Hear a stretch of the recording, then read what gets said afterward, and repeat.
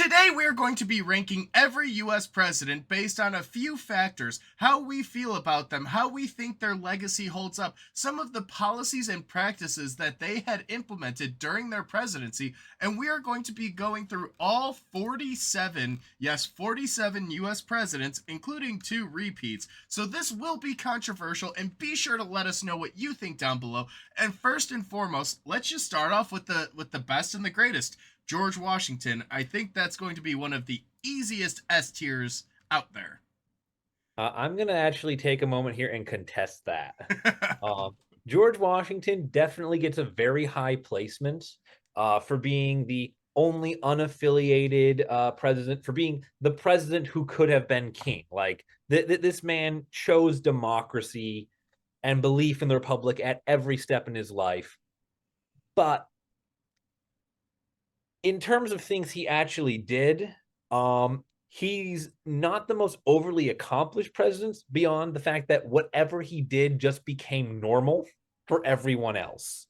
So I'll give him the S tier for that, but I feel he might be more of an A tier president compared to some of the other people that are going to get on the S tier later on. I would argue. So the reason why I would say he's hard S tier is he's the one that established the precedent of two terms and then leaving office. He retired off into the sunset. He could have held on to that position for the rest of his life, but he Yeah. didn't. He walked away, and he argued against bipartisan politics, saying that we needed a multi-party system. And for that He alone, I think that's S. He argued unsuccessfully. His only major actions were really presiding over the Constitution and putting down a rebellion over taxing alcohol. uh Like, as far as things himself, like, we'll leave him in S tier for now, and we'll move on to someone who is probably not S tier. the most useless president, I think, in the beginning, John Adams, which he has such an interesting backstory because he is a founding father. He is one of the heart and soul of Massachusetts, especially the Bay Colony. But he also defended the killers of the Boston Massacre. He defended the British troops in the American That court system. and that says to me a dedication to justice, regardless of political affiliation.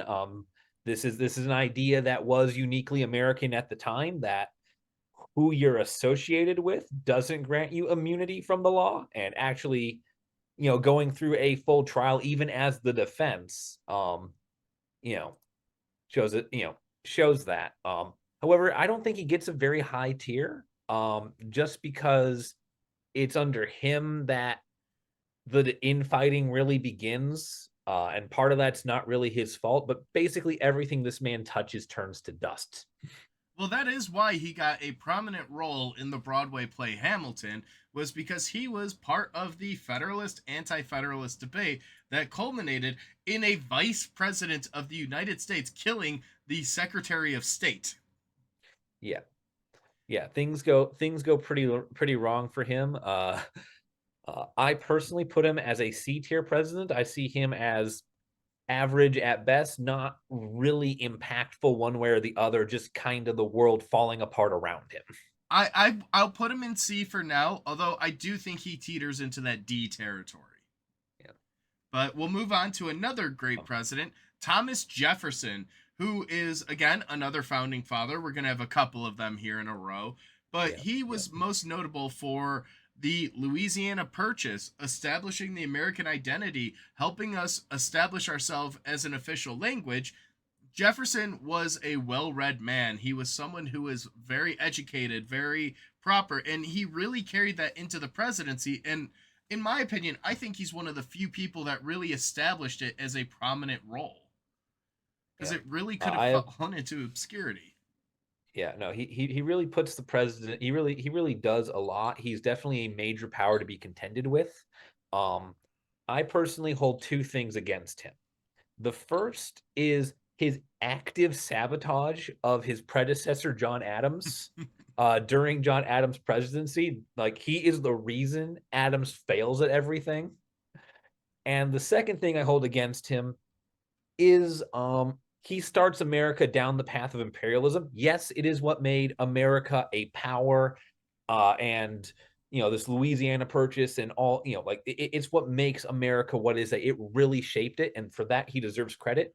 But it's also what like directly feeds into a lot of other wars and shall we say other problematic actions of later presidents. It's kind of the precedent Yeah, for well, all of it. yeah, he kickstarts a lot of the Indian removal stuff that Jackson would Yeah. take and run with.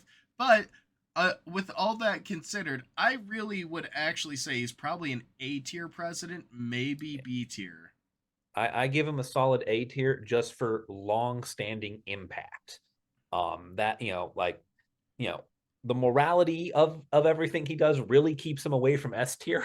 Uh, Yeah, big time. but on impact alone, he's an A tier level force. And following that up, we have yet another Federalist in James Madison.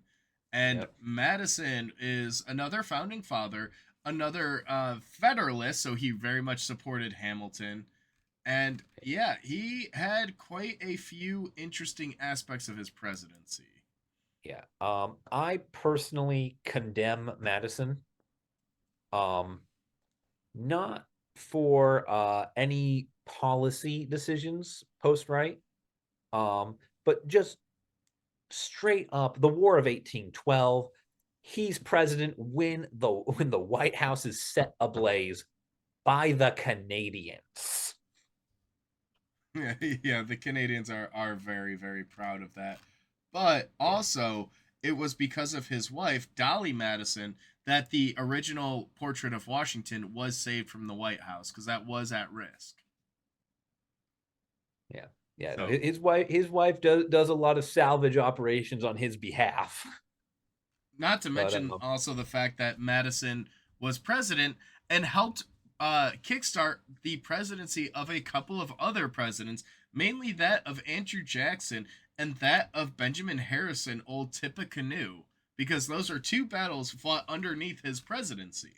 yep. Tecumseh's War is a war he fights because he takes off with the idea of just we need to civilize all these people that are living on this land that we now decided was ours. You mean the Native Americans?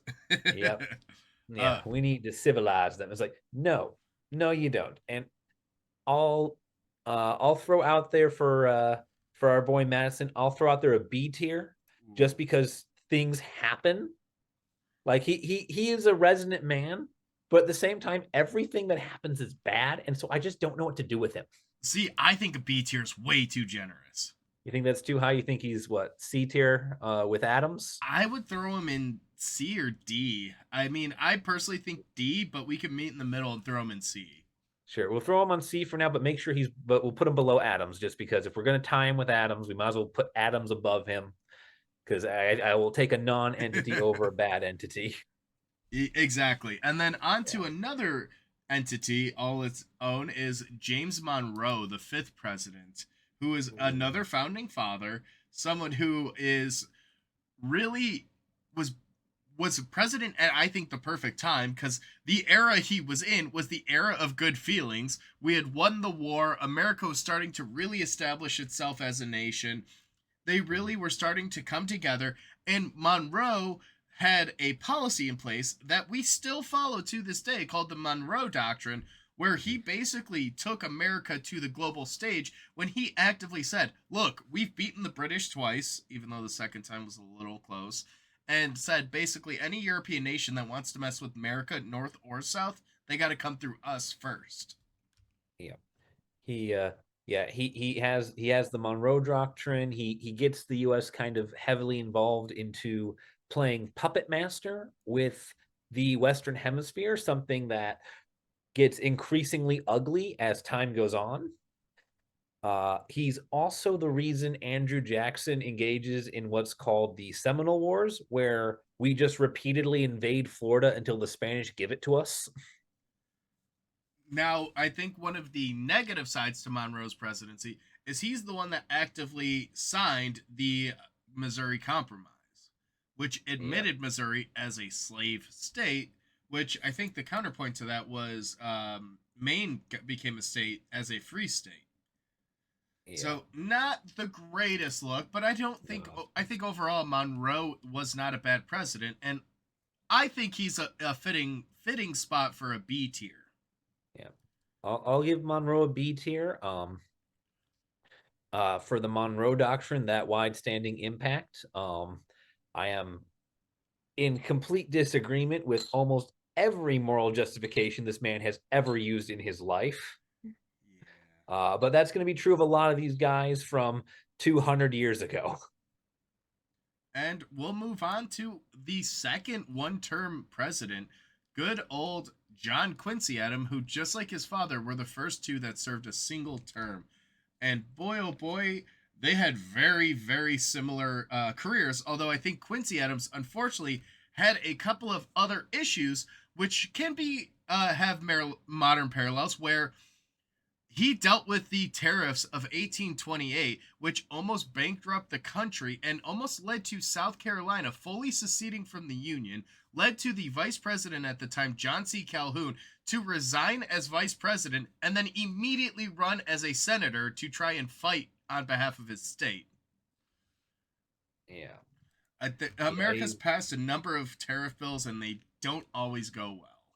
they very rarely work out for the people who produce them. Yeah. Um, yeah, it is. Yeah, it is important to note that like he did try in American democracy, he tried for an experiment of doing a geographical cabinet, which I think is personally very fun and very innovative. It shows a new attempt at working with America. So like he's not failing for lack of trying, because he tries to have members from as many different regions of America in his cabinet to inform him. So he is, that's a unique way of qualifying people. But overall, I think he's probably D or C tier. What do you think? I'm gonna put him in D. I might put him in D tier, but I put him at the top of the D tier so far. Okay, which he's the only one in there as of right now. He's in D tier, yeah. I'd keep him because like I do feel he's very borderline C. I feel he's a lot like his father, where it's just shit falls apart and it's not really on you. Um, and on to one of the most controversial presidents, depending on what side of the aisle you sit on. You either think he's the best or the worst, and that is good old Hickory Andrew Jackson, who was the hero of the Battle of New Orleans, who fought the Seminole Wars, and who also made one of the most important decisions in American history, where he signed the Indian Removal Act that mandated almost every Native American tribe east of the Mississippi relocate to Indian country in Oklahoma. And Jackson had a Yeah, number of issues. yeah, he has a that act alone, that's a very impactful act for American history. It's also an incredibly negative one, uh, just from the sheer amount of human rights violations that it is. Um, Jackson, the one thing you can say for him is that he was a man of his principles. If he believed something, he believed it to the day he would die. You see this in both his implementing of like federal accounting, because there's been a lot of embezzlement from the government up to this point, and in what's known as the petticoat affair, where he fired his entire cabinet because their wives would refuse to speak to his was it his Secretary of War's wife, because she had apparently slept with a man before marriage. Yeah, so she had a reputation as being promiscuous, and because of her association with Jackson's wife, many of the other women basically isolated them, and as a result, practically killed their husband's career. But that was the first like 2.5 years of Jackson's presidency. He also Yeah, would go on to inherit the bank war and the bank war and the nullification crisis. The nullification crisis was a continuation of the tariffs that Quincy Adams had implemented and had led to Calhoun officially resigning. And then afterwards, he made it his mission to deregulate and to get rid of the Second Bank of the United States, which acted as the Treasury at that time. So he really worked to dismantle systems that were in place that would benefit the masses. Yeah. And also would eventually go on to cause the Panic of 1837. So Jackson, That's Van Buren's problem. That's not his problem. but he was president when it started, and Jackson, Yeah, for he all of does. those reasons, goes in F tier in my books. We're gonna put Jackson down in F tier. All right, we'll put him in F tier. I might have put him in D tier at like the bottom of it, just because of his impact. But at the same time, you're an almost universally shit human being. All right, and Like then you are just bad. we're going to move on to the only U.S. president that did not speak English as his native language, and that is Martin Van Buren, who was the eighth president of the United States and who really didn't have a very eventful presidency, all things considered, although he dealt with a lot of hot button tickets, including Texas, border wars between, with Canada, among a number of other things, but also had a lot to do with the anti abolitionist movement. Yeah. Um, Unfortunately, a lot of Van Buren's actual like actions in his presidency are just continuations and echoes of Andrew Jackson's. It's under his watch that the Trail of Tears is fully carried out. Um, and he knowingly carries it out. Because Ralph Waldo Emerson writes Van Buren begging him to stop, and he refuses. Yeah, and then when And it, so, like, oh, yeah, I think we kick Van Buren down into the F tier because he has the chance to stop all of the majorly bad parts of Jackson's impacts, and he doubles down. and then let's not also forget he caused border violence with Canada. So, I do think that's an F tier. I think he's a F tier above Jackson personally, but Yeah, we'll go from there, and then we'll move yeah. on to We, I. we disagree a lot on this chart. It's going to be a mess when we're done. Oh yeah, but it'll be interesting to see. We're gonna go on to the ninth president, William Henry Harrison, who served the shortest term because he gave an almost 3 hour inauguration speech on a cold March morning, and it was cold, it was wet, it was damp, and he died just 30 days later on April 4th of pneumonia. And because he really didn't have a chance to do anything, he's a solid C tier in my books. The Solid Teacher is a non-entity. Yes, Um, null so and void. I'd have given him D, maybe a high D, but like what did you do as president? Oh, you became a corpse. Yeah, so that's a C tier. He did nothing negative. He did nothing positive. He's a net Yeah, I want to neutral. leave him on C tier. Fine, we'll just make him a low C because I don't. Oh, 100% there, yeah. I do not appreciate. He didn't like keep the peace for 4 years. He keeled over. And because he keeled over, that led to John Tyler assuming office, in which he was a veteran of the Spanish. I think he fought in the Spanish American War, and or no, he was the War of 1812. Sorry, Yeah, but he was 1812. a military leader, and his presidency was another one-term presidency. And very interesting is I bet you don't know one of the things he passed as one of his first actions. It's another tariff bill. Yeah, He yeah, it's signed another another tariff. tariff bill. He's also like I think because Harrison dies, he's also the first president that wasn't like directly elected. Well, yeah, and he didn't have a vice president because at that time there was no policy in place for electing the replacement president or vice president. And actually, he set what's known as the Tyler precedent because he just basically bullied his way into office. After Harrison died, we did not have any sort of constitutional process for replacing a president who died in office. So he basically just turned up the next morning and said, I swear the oath of the President of the United States. And a bunch of other people were like, no, no, no, we need to hold elections. But Yeah, because of that, that became the policy. And I don't think it was until after FDR died that they actually solidified the process of appointing a successor. yeah. He But does also he's also responsible for the creation of Crazy Horse and all the wars out in the Dakotas, because this is the man that made the Oregon Trail. And unlike the video game where you just walk across a map and die from dysentery, uh, in this case, uh, you basically invade a bunch of indigenous territory, build fortresses, and then shoot the Native Americans for fun.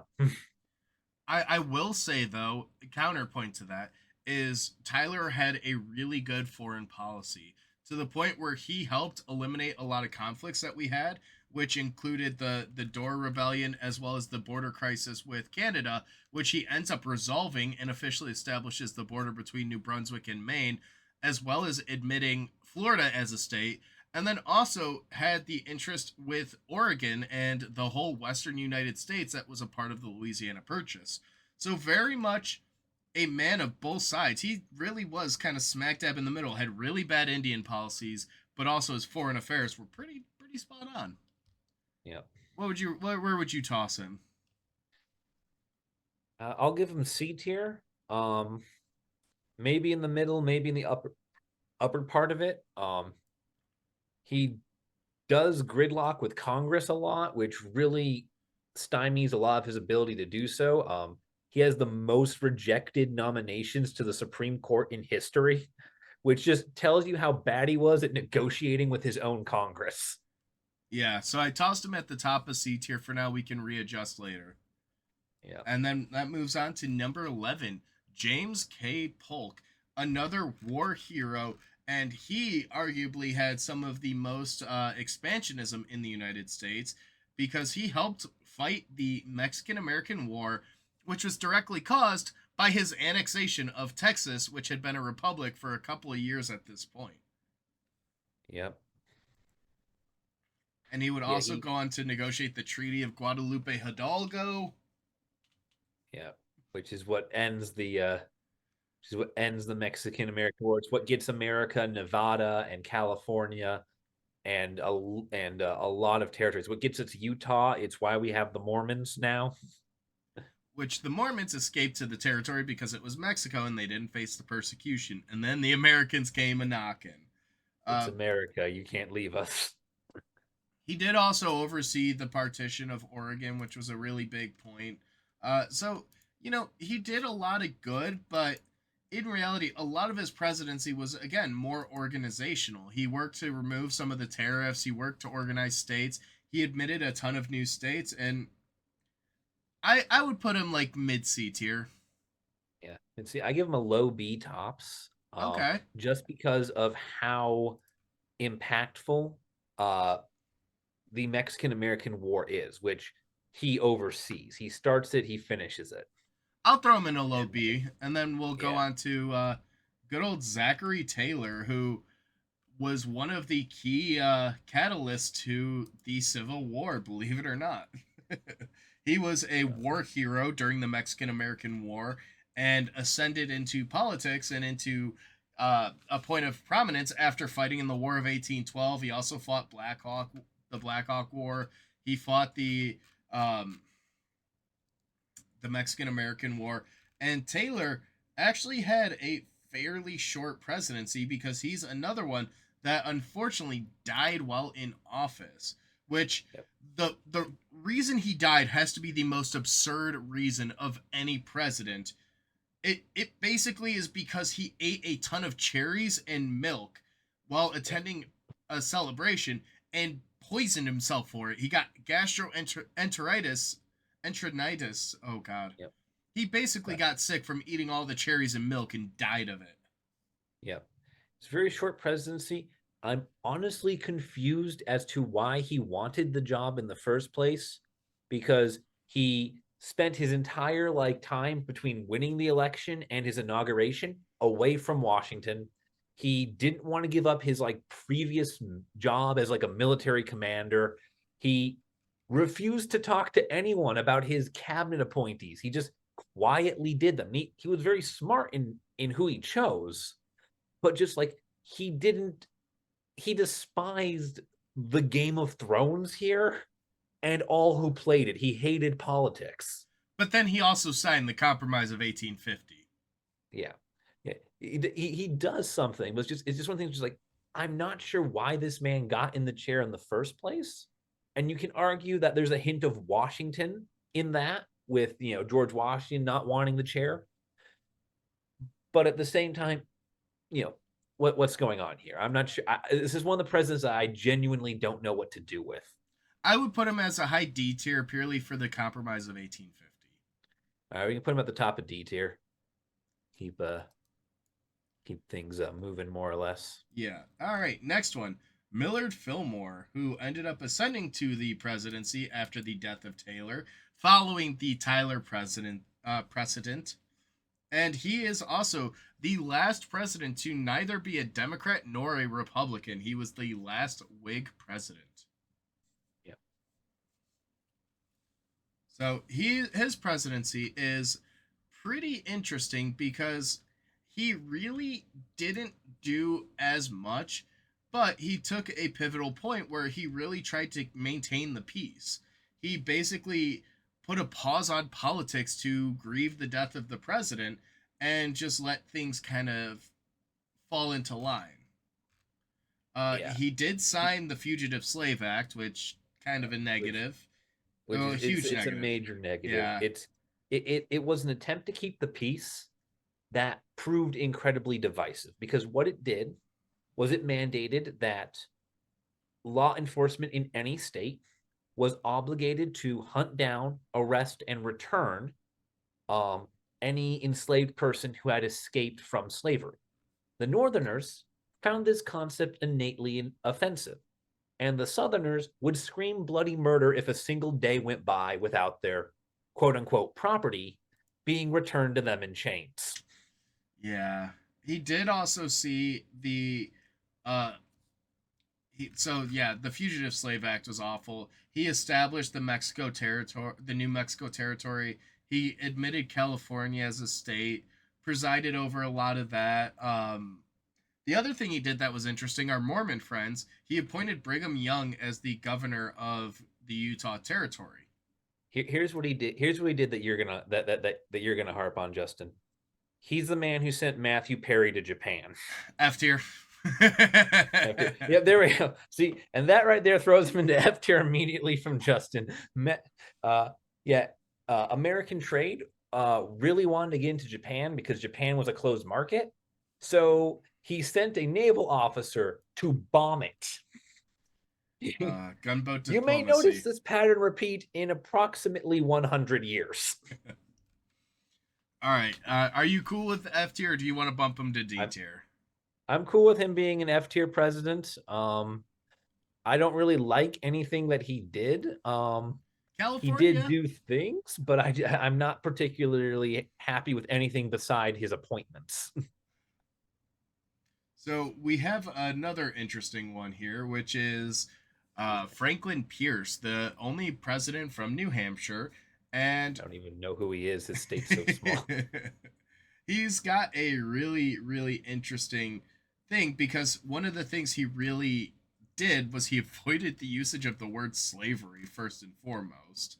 And then during his presidency was around the time of the Kansas-Nebraska Act and Bleeding Kansas, which was where a bunch of pro-free state settlers ended up moving to what is now Lawrence, Kansas, and started publishing a ton of anti-slavery material, newspapers, magazines, and a sheriff from a nearby county ended up getting a bunch of pro-slavery protesters, burning down the town, destroying the printing press, because if there's anything more important than the freedom of speech, it's the freedom of property, or perceived property. Yeah. So Franklin Pierce, not the best. Yeah, the best. You see Congress completely lose control at the end of his presidency with the 1856 election, during which they start caning each other to death. So like his reign ends in pandemonium. That was the caning of Charles Sumner, and that is a very interesting one, because Sumner was a Republican from Massachusetts and had said some pretty harsh things about slavery and the institution of slavery, and as a result, a Democratic representative from South Carolina, Preston Brooks, beat the man nearly to death because he said slavery is bad. Yeah, it got very heavily publicized because the Southerners like to claim that chivalry was what made them morally superior enough to own slaves. And so a picture of, beating a helpless man, the title, What Southern Chivalry Looks Like, really made it clear it wasn't chivalrous. I think Um, he's a pretty solid D tier. yeah, I'll put him on D tier, just because I don't want F tier to fill up too much before we get our next guy on it. Oh boy, you mean good old James Buchanan, the 15th president of the United States. A very strong advocate for slave rights, especially regarding slavery, and he was one of the last ditch attempts to try and keep the nation together as a result of slavery, effectively, in the boiling up against and leading up to the Civil War. This man was so ineffectual and incompetent that not only did he allow in the last years of his presidency, during the 1860 election, did he allow his cabinet members to openly start arming their constituents against the United States government, but he also refused to make a statement, was the word, endorsing the validity of Abraham Lincoln. He Ooh, refused to say Abraham Lincoln won the election. He is your president. that sounds about right. And then yet another great thing he did, and I say great very sarcastically here, was he directly intervened with the Dred Scott Supreme Court case, where he actively conspired and worked with the justices on the Supreme Court to make sure they rendered the appropriate decision, which is basically that they didn't have a right to determine states' decisions effectively. And Yeah. he also, during his presidency, had the Panic of 1857, which happened when the Ohio Life Insurance and Trust Company basically went insolvent. It broke down, and it led to a massive bank run, a massive economic downturn. And this is really interesting. And he also was strongly against an economic stimulus. Yeah. Yeah. This guy, I'm just gonna say it right now, F tier. Just kick him down there. If if you fail at civil rights, if you fail at the judiciary, if you fail at economics, if you can't even acknowledge the validity of your own fucking elections, you don't deserve to sit in the big chair. And that moves on to our next president, number 16, Abraham Lincoln, the land of Lincoln, Illinois. He is the man who started off as a fisherman, a lawyer, a wrestler. He is the only U.S. president to have a patent. And after the Kansas Nebraska Act, he really became a prominent member of politics, actively working against fellow Illinois politician Stephen A. Douglas. And he would go on to run for office against Douglas. They both ran for presidency, and it basically became an Illinois ticket in the 1860 election. Yeah. Yeah. Now, Lincoln is most famous for being the president of the Civil War. Um, this war is, over that ever increasing division of within America of what is slavery and what the hell do we do about it. It spills over into violence, which is not great, but he does push through Congress amendments to guarantee that slavery can't ever happen again. The He's 13th he's a Amendment, yeah. Yep, the 13th Amendment. He makes the Emancipation Proclamation. He really does a lot of the administrative things right to ensure that the root cause of this war, once it is over, cannot legally uh, exist. One thing, He's going to get undermined a lot at the end with Reconstruction and his over willingness to forgive, but for the most part, he tries to put lasting framework on everything that he's doing. I was gonna say his idea of reconciliation is arguably what led to the reconciliation issues, the Reconstruction, Yeah. the Malice Towards None with Yes. Charity for All, and Yeah. he's also known for the Emancipation Proclamation, freeing all the slaves, the Gettysburg Address. I mean, Yeah. I think it's clear Lincoln S tier. oh, I was gonna say C tier because he was assassinated. He's S tier. He's S tier. Yeah, he Don't get me is. wrong. Don't get me wrong. You can push him down to A tier because he was killed by an actor, but still. No, he was a supporter of the arts. He was going to a play at Ford's Theater. You can't hate the man. However, Yeah. a man you can potentially hate, number 17, Andrew Johnson, which, interesting, Johnson had just become the vice president right around this time because when Lincoln had run for office, he specifically ran with Johnson as a Southern Democrat as a way to try and bolster the Reconstruction efforts, as a way to try and Yep. reconcile the nation. And he was only vice president for about a month before he got Yeah. promoted. Yeah. Lincoln's message of the 1865 election was America is reunified, America is one nation. And Johnson was meant to be the symbol of that. And instead, he becomes Johnson. But Johnson was another man of principle. He was a very strong man. He carried out the will of Lincoln. Johnson, as a Tennessee born and raised politician, was actually very interesting in that he was one of the only people who was from the Deep South that sided as a Unionist and actively maintained that role. He maintained his position as a Tennessee senator uh, and governor. So he was governor before, maintained his positions, became a Unionist, and became vice president as a result of that. And he did carry out a lot of Lincoln's goals and aspirations. He pardoned the ex-Confederates. He gave additional protections to the newly freed people. However, he also is the first U.S. president to be impeached, and he did so because he pissed off the Republican Party. That almost led to him being fully pardoned. They only missed fully impeaching him by one vote in the Senate. Yeah. Yeah, it was his relationship with Congress was extremely poor. He took any criticism or editing of uh his will as kind of a bit of a personal attack. He disagreed with everyone around him constantly, and he did not like being disagreed with. Yeah, and the impeachment was because he fired the Secretary of War, Edward Stanton, and Congress in turn charged him with 11 high crimes and misdemeanors and basically sought treason charges against him. Yeah. But he was acquitted. He didn't get He is convicted. acquitted. The glove did not fit. But I think he's probably D tier, maybe C tier. Yeah.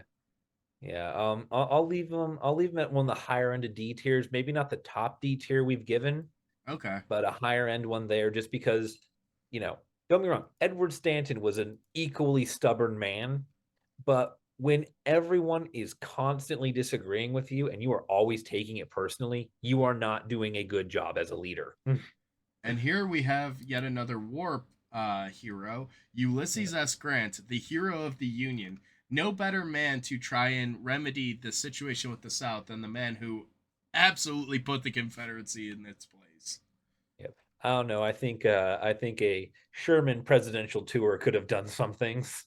Well, also, this might change a lot of the Southerners' mind, is that Grant also served as president of the National Rifle Association as well.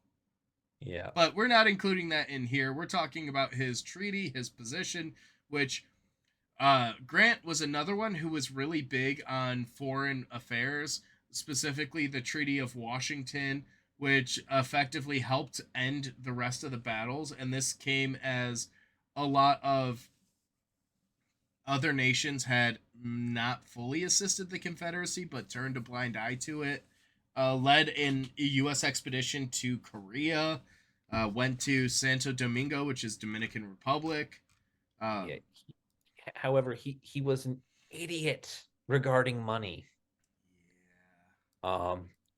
He was an idiot. He caused what's called the Gold Corner conspiracy, where basically he had these railroad tycoons who were trying to invest heavily in the gold market to profit off it, telling him what to do about the price of gold. And he starts taking their advice over his own secretaries, only to cause an economic collapse. Yeah, because he was convinced that low gold prices would help farmers. But in reality, it just led to a bear market and ended up causing a minor economic collapse. Yeah. And then Grant also continued the policy of Reconstruction, which saw the ratification of the 15th Amendment, which is another one that came as a result of the Jim Crow laws. So he did do some positive there.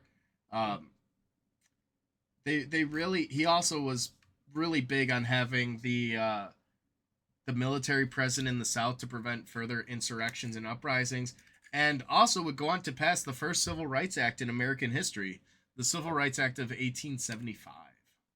Yep.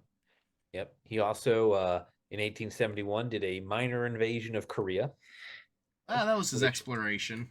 which I think is very fun. He killed 250 people. Okay, but for presidents, that's not very high. That's not too bad. So yeah, where are we putting him? I'm thinking Grant's probably a C tier because he has as many successes as he does failures. Okay, I was leaning towards B, but I think C could fit. Yeah, he could be a high C. Yeah. Um, On to the next one, which is good old Rutherford B. Hayes. And he was a staunch abolitionist, so exactly what the nation needed at that time. Another Republican, and he was a part of the half breed faction of the party, which is an interesting term in hindsight. Um, but he had a couple of notable things here. He really worked on reforming civil service, worked with the Secretary of the Interior and Secretary of State to basically draw up new rules for federal appointments, setting the stage for what we have. He also had a couple of interesting things, so to speak. Um, I will say he did have one very good thing going for him, and that was he refused uh I believe 5 times with a veto to allow the KKK to be legalized by federal law. oh my God. Because there was Yikes. a what's called the Enforcement Acts, which was a document that protected African Americans' rights to vote, and 5 separate times Congress tried to slip information into various bills that would repeal part of that, allowing certain organizations to instead oversee that instead of the U.S. government, i.e., specifically the men in the white hoods. Yeah, and And he refused that.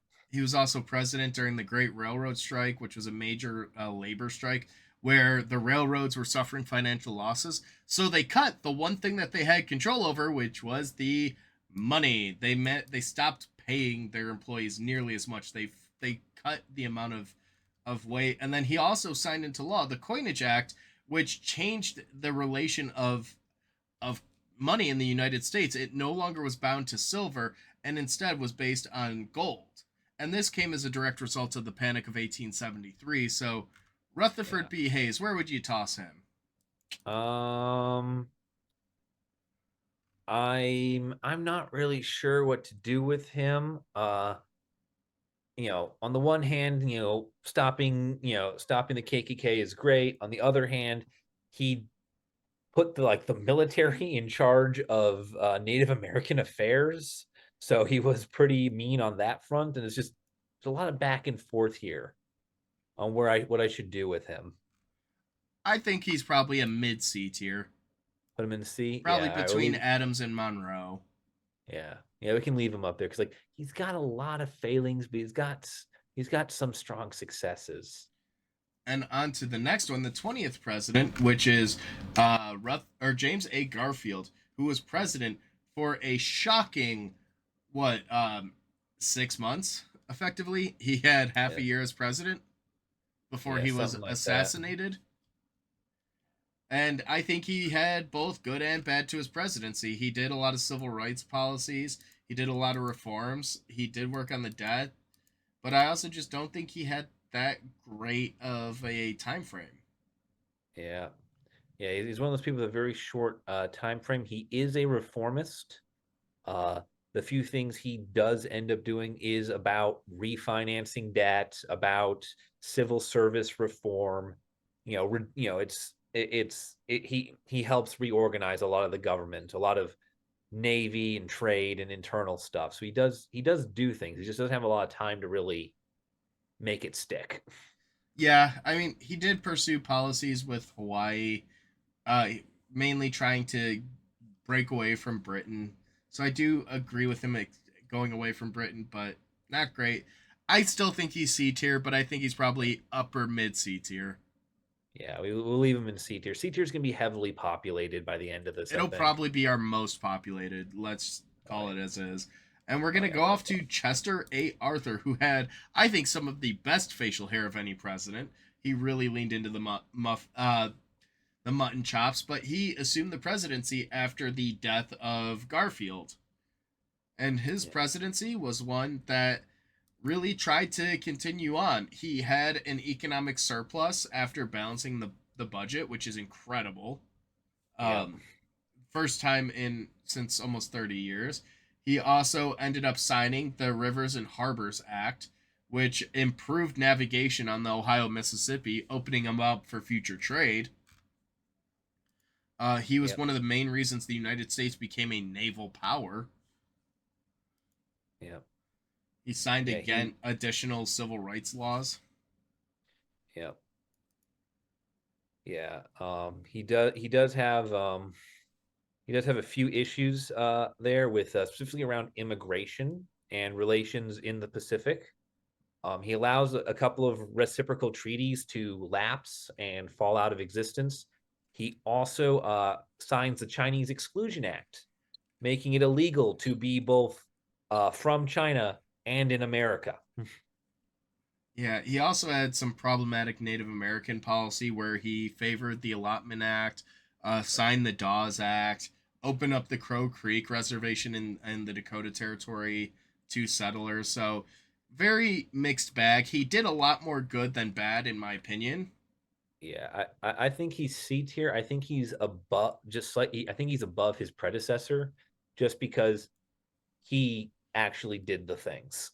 Okay, cool. So Yeah, that's Arthur. Now we're going to be moving on to the first term for Grover Cleveland, yeah, who um, is the first president to serve two non-continuous presidencies, though he ran in all three of them, and yeah, he was directly opposed to high tariffs, free silver, inflation, imperialism. So he was very much an America First president, and he yeah. did a lot of reform. He tried to fill a lot of He, jobs that were not appointed, and he really tried to go away from the spoil system, basically not he avoided appointing people based on partisan lines and tried to get the most qualified there, which yeah, is really unique, and I actually very much respect that. yeah. What I think he's probably most impactful for is his military reforms.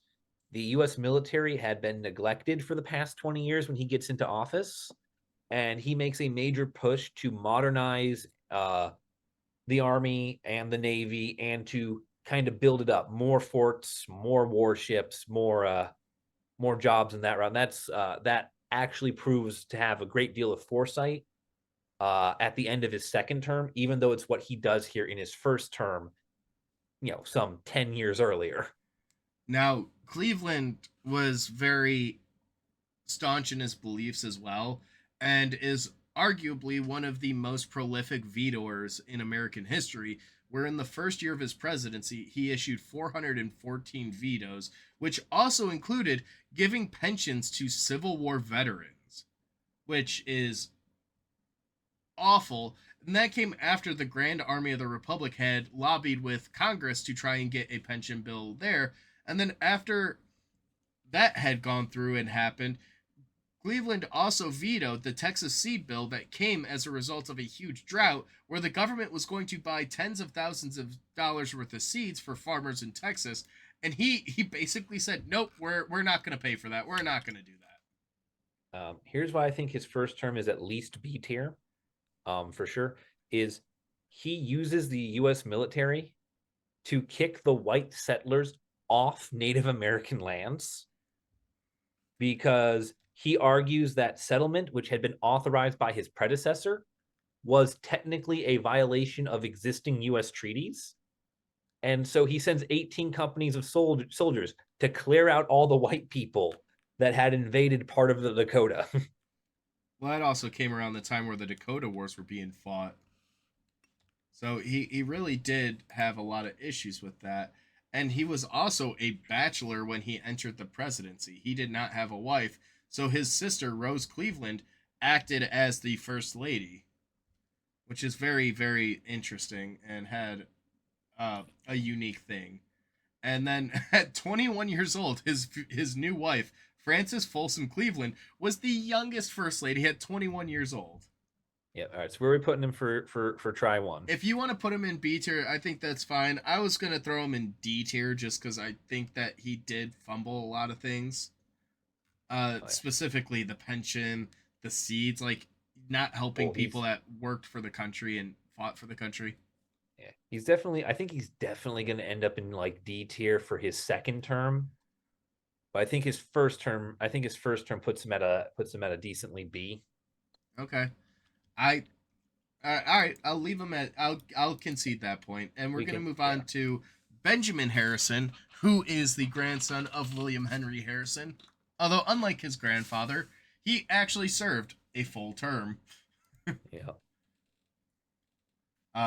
And his presidency is notable for a lot of reasons. So he was another big proponent for the tariffs, or I should say, basically, he wanted to add reciprocity conditions to the tariffs so the United States would also get money out of it. It just, He created the national forests. He did create the national forest. He created the Sherman Antitrust Act. So, you know, I do fully support that. I do enjoy that. However, he did also annex Hawaii. Not great. Yeah. And then he also had a border crisis with Canada and the Aleutian Islands. Yep. And then he also was around during the Wounded Knee, the Ghost Dance whole movement, and the Wounded Knee massacre. Yep. He also sees, I believe, 6 whole states entered to the Union. Very expansionist of him. Yeah. Very. Yeah. Well, I think it was already territory we already had, just finally getting the right to vote. Yeah. So where would you toss Benny Harrison? I'm not overly sure doing. He does so much on so many different things, that I want to put him at like the bottom of A tier almost, but that feels a little high. Like I'm not sure who we have where. I can't. Fun fact: I'm doing this blind. I don't get to see our chart, so I have no recollection of where we put anyone. You know what? I will throw him in B tier. I don't think he deserves an A tier. I think he fumbled a lot of things, but he did do a lot of really big ones that really, really impacted a lot of things. You know, the Sherman Antitrust, the forests. And we're going to go back to our boy Grover Cleveland, who's back for his second term. Yep. And immediately after he took office, the Panic of 1893 took place and decimated the stock market. Yep. So one of the things he had really ended up doing was going through the tariff reform and reverse the effects of the McKinley tariff, and ended up basically trying to combat the tariffs, even though during his term, the Wilson-Gorman Tariff Act eventually went into place. And that also, fun fact, is what established the national income tax. Yeah. Yeah, that's one of the things I end up not liking about this, is because this man says we're going to get rid of tariffs, and the government will make up the revenue with an income tax. and then we still get tariffs and an income tax. And I'm not happy with that. I don't like that idea. And he also directly went against supporting additional voting rights in the Enforcement Act of 1871. Um, and then, of course, during the labor issues, there were a lot of labor strikes, including the Pullman strikes. Ooh. So, it's not the great thing. And then he also ended up having cancer midterm and had the surgery secretly and didn't end up telling anyone until after he lost the or left the office, I should say. Yeah. But that's Grover Cleveland. I think that's a pretty solid F tier. Yeah. I think he it's fucked an up F tier, a lot. D tier at best there for that one, because like the Pullman strike was not fun. You appreciate the iron will in it, but at the same time, there's a certain level of un-American activity in holding your labor force at gunpoint. Yeah. And now we move on to the 25th president, William McKinley, who is the last Civil War veteran to become the president. And he also had a number of interesting things, including having been assassinated. One of the big hallmarks of his um, presidency is the Spanish American War and the effective annexation of a number of former Spanish territories, including Cuba, the Philippines, just to name a few. And that really started happening after a good bit of yellow journalism and the USS Maine blew up in Havana Harbor. Yep. Yep. It was sent there on reports that like the peace talks that the U.S. had been brokering under the Monroe Doctrine had broken down and there was rioting, and someone blew it up. And then he also would go on to annex Hawaii officially. Yep. And then, of course, like any good power at this Oh time, no. they pursued an open door policy in China, which means they contributed to a lot of the wars that took place there. The days at Peking. He's the Boxer Rebellion president, where the unarmed civilian population of the city of Peking, where all the foreign legations that were exploiting China went into full rebellion, and the response was basically all the different countries sent their armies and besieged the city. And it's a pretty bloody affair. Oh And God, Peking. McKinley would also go on to pass the Dingley Act, which is yet another tariff act. So, a lot of things. He did speak out against lynching, but I think McKinley, even with his assassination, is a pretty solid like D tier. Is it what tier? D. You dropped on D? Yeah, I'll give him D. I'm like, that better not have been a B up there. What the fuck? No, oh yeah, no, I love him. But we're gonna go on to another great one, which is good old Teddy Roosevelt, the old bull moose, the man who was not supposed to be president. He was elected to the office of vice president almost entirely because he was too vocal as governor of New York. He was too into politics, so he was chosen and voted as the vice president as a way to get him to shut up because at this point the vice presidency was a pretty useless and ineffective role. That being said, not many people would expect McKinley to have been assassinated, which elevated Roosevelt to the seat. So Roosevelt really, he's just a character. He partook as a Rough Rider during the war. He became the president where he started. He took a hardline stance against these trusts and really used the Sherman Antitrust Act to just eviscerate a lot of monopolies that had really come there, which he effectively broke up the Northern Securities Company, which was the largest railroad. He broke up the Standard Oil, which is the largest oil. He really went hard. Yeah, he's Trustbuster Teddy. He also invented the concept of the press conference.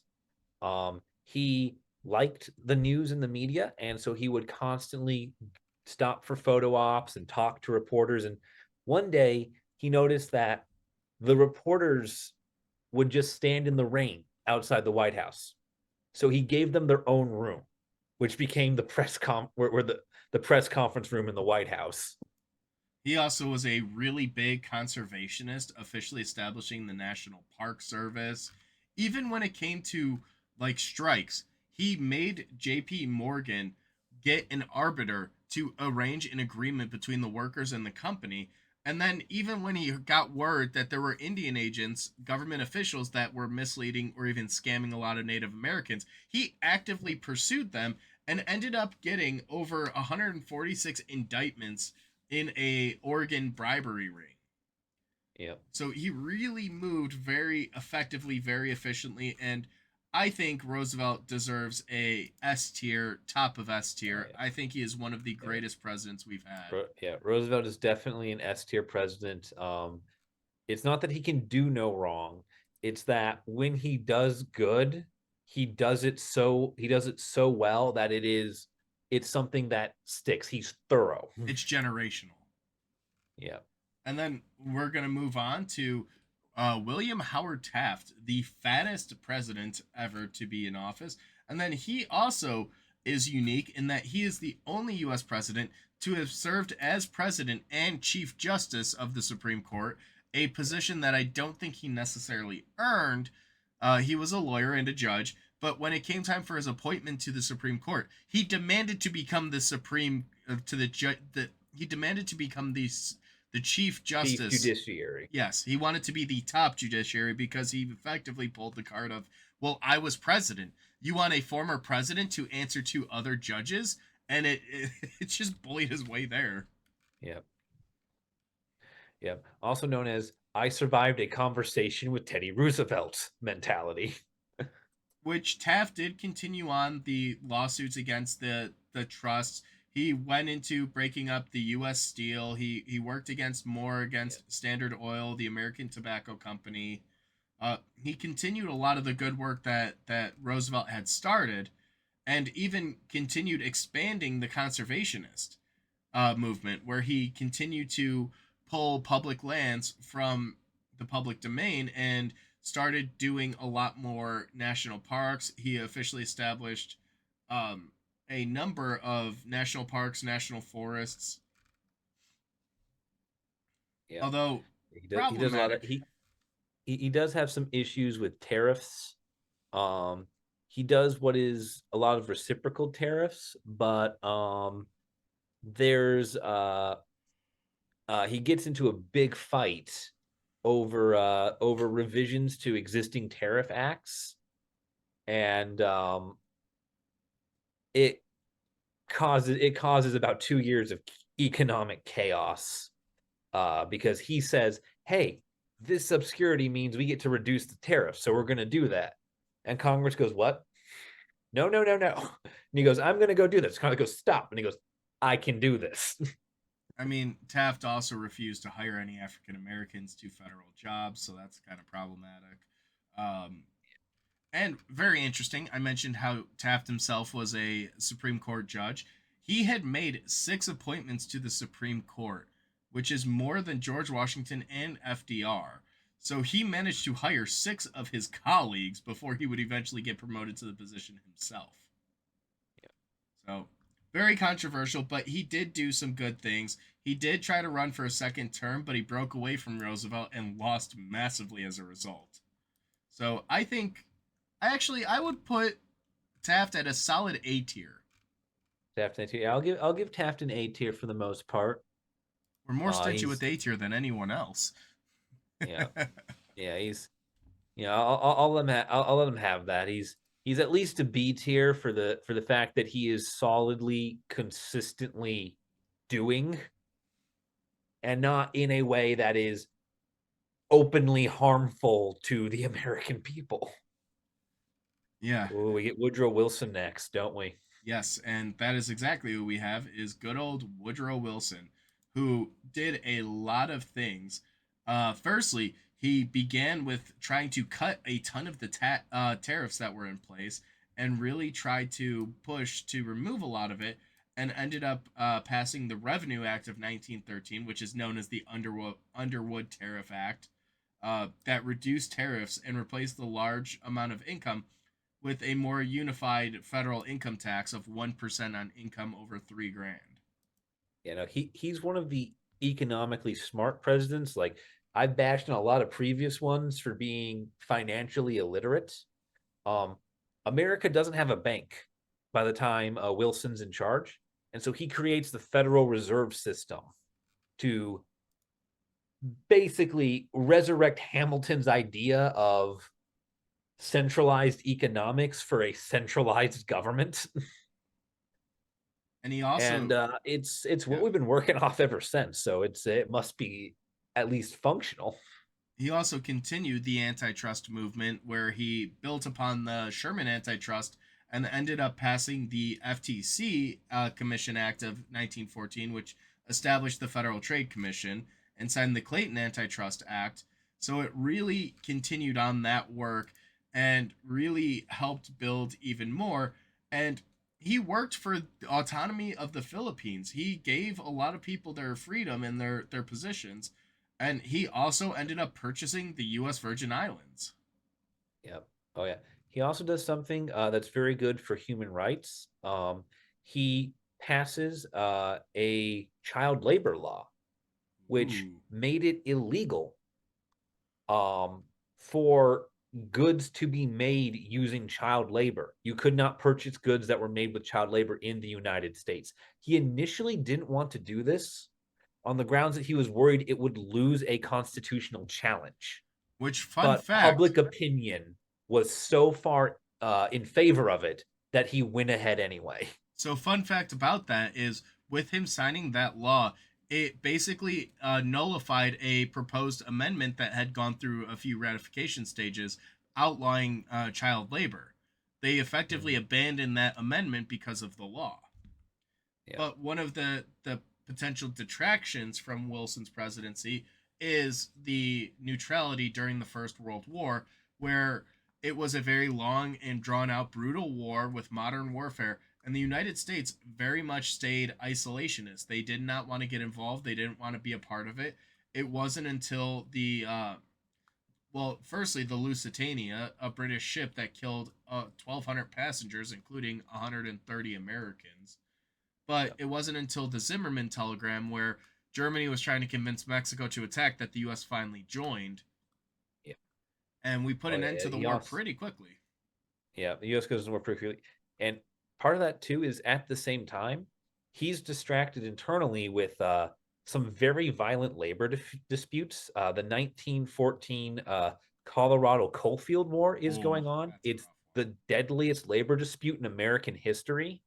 Um, it's it's not good, but it does result in Wilson forcing the adoption of the 8-hour workday as like the mandatory standard workday, as opposed to the 10, 12, or 16-hour that was being imposed elsewhere. So Wilson, and then at the end of the First World War, he ended up pursuing the League of Nations, which was a precursor to the United Nations, where he suggested, hey guys, maybe if we all work together, we wouldn't fight again like this and maybe avoid big conflict, maybe. And that was adopted almost universally by most of the nations that had participated, Oh yeah. with He, the exception of the United States. he pulls a fast one with that. This is where I think Wilson shows that he is at least an A-tier president, because all the countries that he approaches for this says, we'll join your club if everyone else does. And so he tells them everyone else said yes, get in the club. And then America quietly says no, Yeah. Which, which he did not intend, but it is too funny. I'll throw Wilson in A tier. I think he's done a lot of good. And that moves us on to Warren G. Harding. So we've got quite a few more here. This was the 29th president, and he had a lot of issues, including the teapot scandal, which involves really favorable deals that were given while he was in office that shook the next administration up, and then also gave a lot of tax cuts to his secretary Mellon, who was a billionaire himself, a very wealthy man, and really, he just really was not the greatest for that. He did reduce a lot of income tax, which reduced the top rates from 73% to 25%, and Yeah. didn't start lowering taxes for the lower incomes until much later. Yeah. He was a advocate of disarmament. He did try to get a lot of major powers to ramp down their fleets. Specifically, he tried to get Japan and America to agree to like limitations on the size of their navies and even reduce them. This is you know this is all in the wake of World War One, which was the Great War. It was the idea like we just proved that warfare is beyond inhuman. Let's take steps to make sure warfare doesn't happen again. It's not as formal as the League of Nations as predecessor tried to set up, but it is an effort to mitigate the starting point of future violence.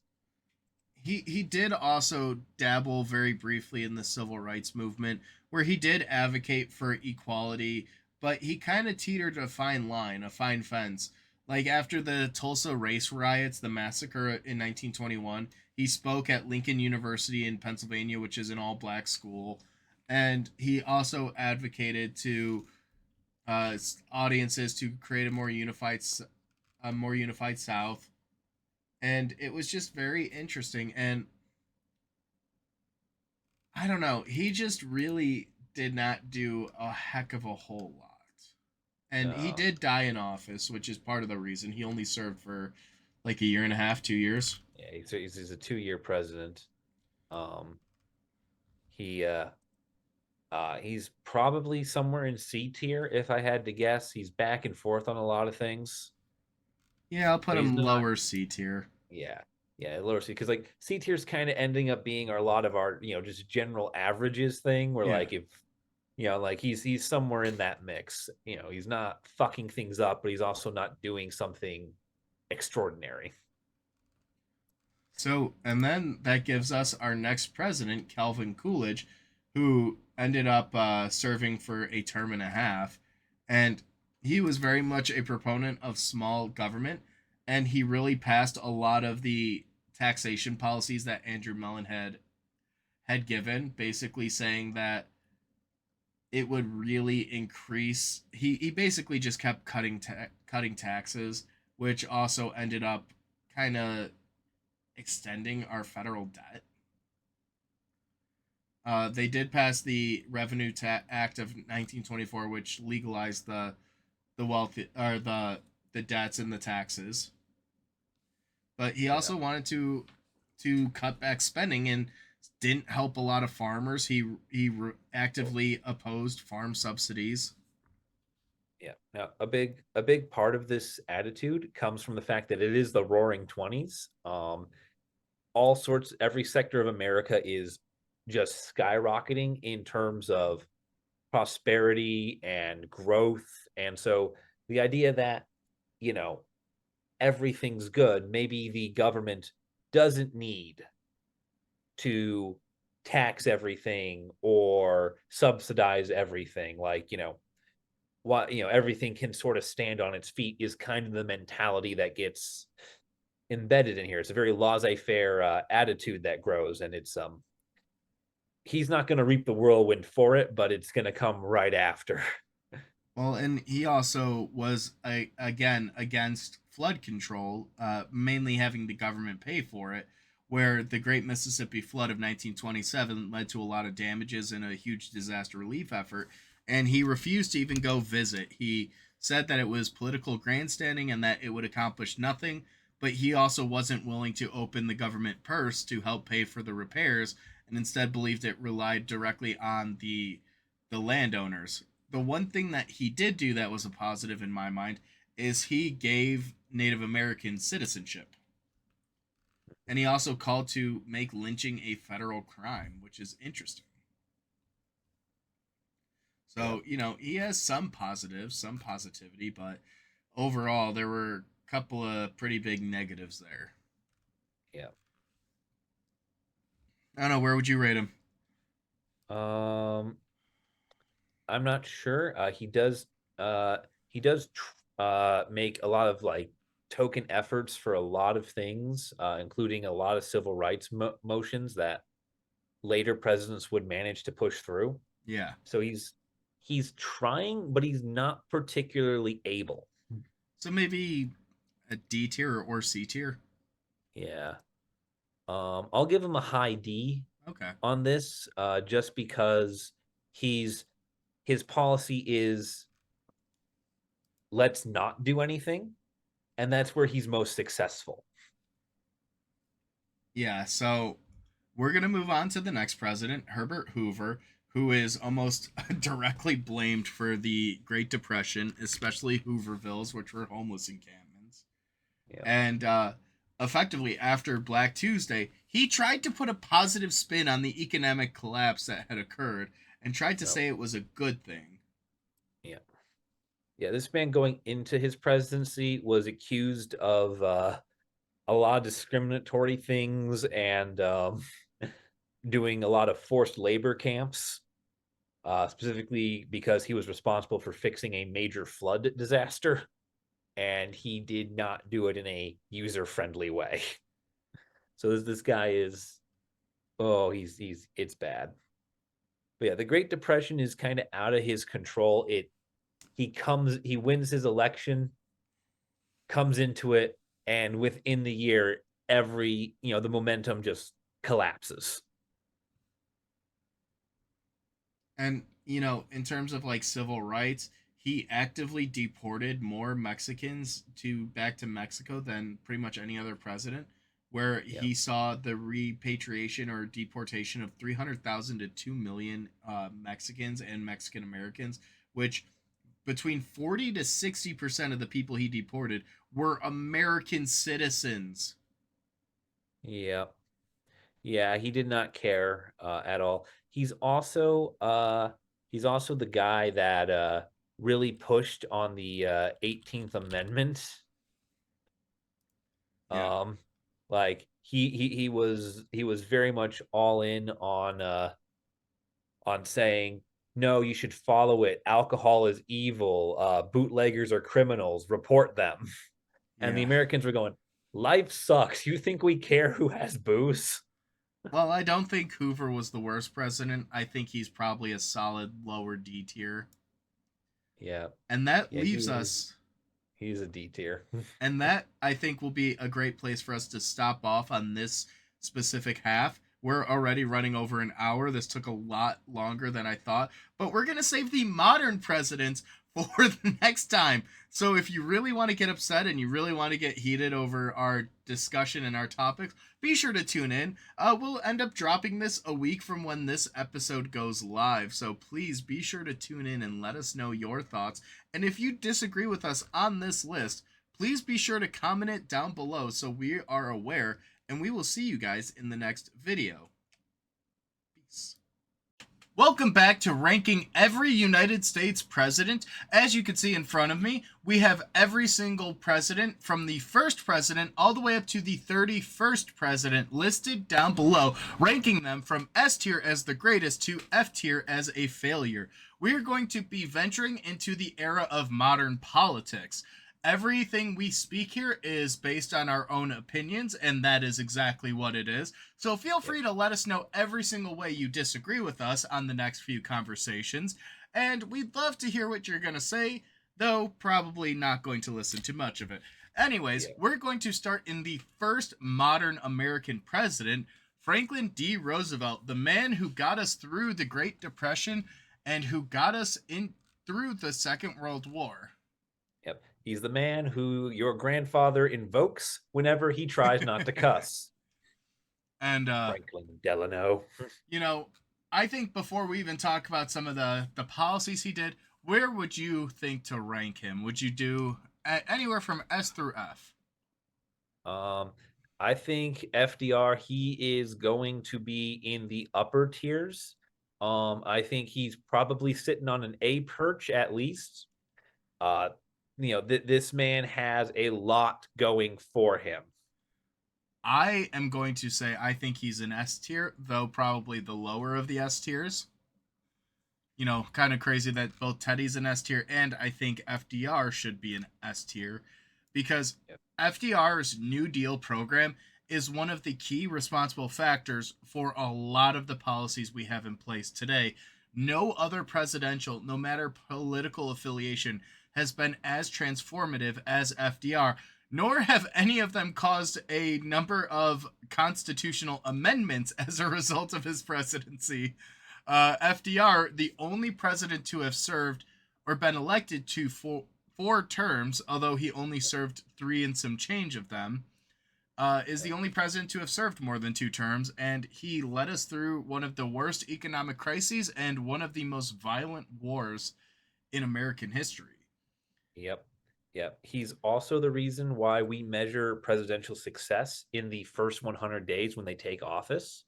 Because during his first 100 days, he basically built the New Deal out from nothing. He got Congress to run a special session. He got the banks to stop literally bleeding money in just a little over 3 months. He put an end to a lot of the major symptoms of the Great Depression crisis and started implementing solutions, which, even though they didn't take effect, even though they weren't perfect, a lot of them were lasting.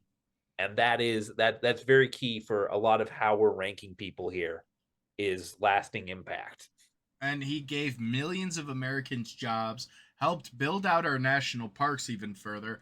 A couple of his programs have modern day impacts, such as the Civilian Conservation Corps that built a lot of bridges, culverts, and other park related buildings, such as fire lookouts, schools, other public service buildings. You had the Works Progress Administration that did very similar works, working on public infrastructure. You had the Tennessee Valley Authority that ended up building out a ton of dams in Tennessee, putting a lot of rural workers together, creating a lot of hydroelectric power. He ended up going after a lot of these big corporations as well. He would help with farmers, help increasing the prices that farmers would receive, offering them subsidies, ending the Dust Bowl. Yep. Yep. He also, speaking of workers' rights, he also has the National Labor Relations Act, which was this was basically what legalized unions and collective bargaining as a legitimate force that companies had to negotiate with. They could no longer disguise a workers' strike as a riot and then apply lethal force, which was a huge shift in labor relations. He's the reason we have Social Security. He passed that law. So, the reason why our elderly do not have to take a cut out of their children or grandchildren's paycheck to survive is this man. Yeah, he did see us through World War II. He was our war leader. Had a bit of an authoritarian streak, I will admit. Not only being the first president to ignore the norm set forth by George Washington of 2 terms only, he also gets accused of trying to pack the Supreme Court, because I believe he pushes to expand its membership to 13, which meant he would get to appoint 5 additional judges, guaranteeing him the majority in any dispute. Which I think he already got through the course of his administration. He was able to appoint 5 or 6 to begin with. Yeah. And also, not necessarily related to the works he did, but he also won the single most lopsided presidential election in history, the 1936 presidential election, where he won 523 electoral college votes to 2 or to 8, Yeah. sorry. Well, yeah, was it like the only states that voted against him were Vermont and Maine? Yeah. And most people can't point to either of those on a map, so that should tell you how much their say was really worth in, by itself. Very rarely has the country been so unified, and they were underneath him. And And this wasn't even a wartime election. Like, when he runs for his reelection, with Japan knocking on the doorstep, and when he runs for it, well, we are fighting the Germans and everything, he doesn't get as much support as he gets right here, just for stopping the financial bleed that broke out under Hoover. But that is a great point. Unfortunately, FDR did die in office, and that leads us to the next president, Harry Oh S. wait, where Truman.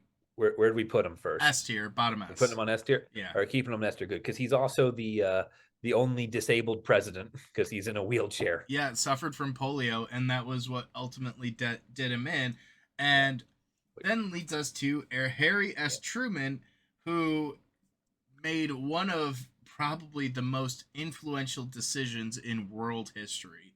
He is Yep. the first and only person in history to have authorized the use of a nuclear device in warfare, ultimately taking the life of almost 500,000 Japanese civilians. Yeah. And one of the things that's not talked about is you could tell he knew how morally gray this decision was. Because if you look at any photography of the bombings, you'll notice there's never any people in any of the shots because photographers were expressly forbidden and even had their equipment destroyed if they showed the effects of radiation burns on human beings. Because, Truman knew this was not going to go down well if there was any sense of human suffering involved. Yeah, and then he also struggled a lot with labor union strikes, economic issues, a massive railway strike, and Yeah. it really wasn't the greatest. But he did have some potential good things, mainly implementing the Marshall Plan, which was for reconstruction in Europe, where the United States helped fund a lot of recovery efforts throughout the world, mainly based off the back of the economy that FDR left him, but helped recover and helped honestly turn a lot of public opinion towards the United States in a positive light, Yeah. especially given the unfortunate aspect that they had. Yeah. Now, he was a strong civil rights advocate. He put forward what was called the Fair Deal, which was uh, both a bit of him trying to use the tailcoat of FDR, and also him trying to create sort of a new version of it that wasn't based on economics, but was instead designed to address the issues surrounding civil liberties at this time. Um, Congress shuts him down to the point where I think the only thing he gets through is a housing reform that basically makes redlining illegal, i.e., looking at a person's skin tone and then jacking up their insurance prices for existing. Yeah, he gets a lot of things shut down when he tries to push for them.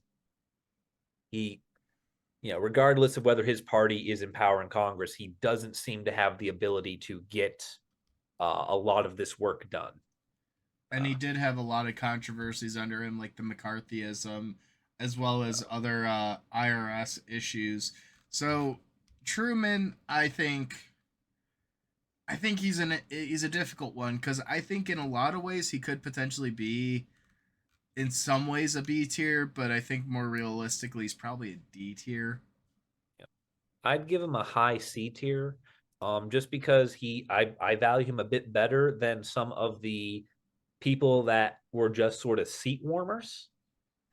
But at the same time, his successes are minor and his failures are numerous, even if they are mostly just him getting shut down by Congress. Yeah. So I put him on the top half of C tier, Okay. which I know is getting a little crowded down there, fellows. Can you be less mid? No, because we love our mid presidents. Yeah. Oh. Yeah. You are the cutoff line for worthy of being here.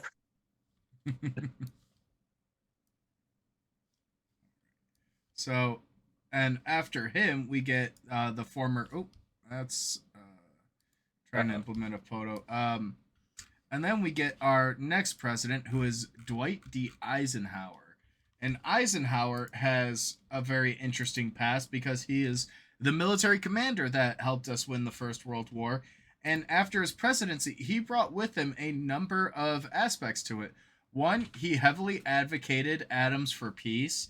He implemented the interstate highway system, officially began the space race, and also was really committed to trying to conduct more research and really funded a lot of the sciences. But then on the flip side, he had his Eisenhower Doctrine in the Middle East, the Korean War, the 1960 U-2 incident. Um, Mhm. Yep. at Eisenhower also was the brainchild behind the Cuban or behind the Bay of Pigs invasion. Yeah. That was a terrible military disaster. For a man that was a very successful general in World War II, um, the Bay of Pigs invasion serves as a massive lesson about ego and creating an echo chamber.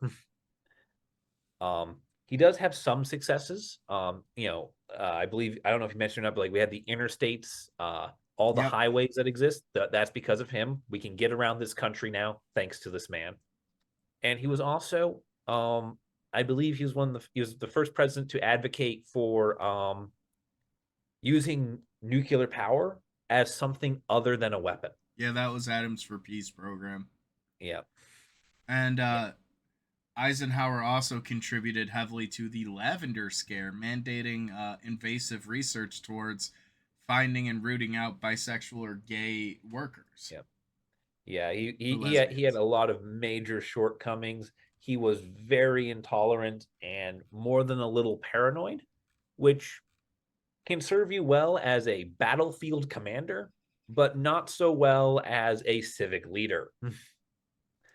I um, still think, even with those shortcomings, I would probably put him towards B tier. yeah, yeah, I'd give him a B tier, um, because just from the force of his presence and the fact that he does wrestle with a lot of major crises. Like he's the president when the space race kicks off with Sputnik, and I think he handles that crisis fairly decently for the existential crisis that it was of, our single greatest enemy can launch objects into the heights of the sky and keep them there for months at a time. Like, what do we do now? This is the sky is falling, Chicken Little panic attack that you have, and he does not panic, which speaks to his character. All right, and we're gonna keep this going and go on to the next one in John F. Kennedy, who is, I think, oftentimes considered to be one of the top presidents, who did very much invest very heavily in the space race, having said on numerous occasions that the United States will put a man on the moon by the end of the decade, which ended up happening in 1969. He also was a huge advocate for the nuclear test ban treaty.